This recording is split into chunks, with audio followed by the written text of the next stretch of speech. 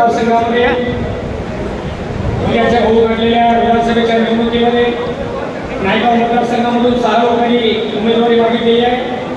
देवळी मतदारसंघामध्ये 24 लोकांनी उमेदवारी मागितलेली आहे। मुखेडा मतदारसंघामधून 5 लोकांनी उमेदवारी मागितलेली आहे। नांदेड दक्षिण विभागामधून 7 लोकांनी उमेदवारी मागितलेली आहे।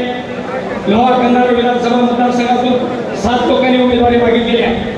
आणि नाव आपल्याला सांगायला हरकत नाही, नांदेड जिल्ह्यामध्ये काँग्रेस पक्ष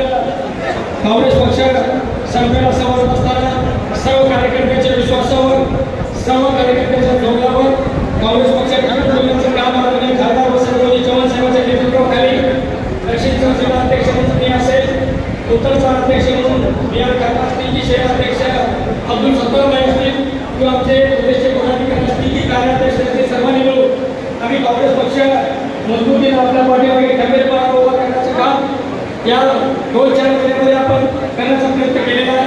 त्याचबरोबर मुखेड मतदारसंघापासून आपण संवाद यात्रा आणि आभार यात्रा आपण अशी काढलेली आहे।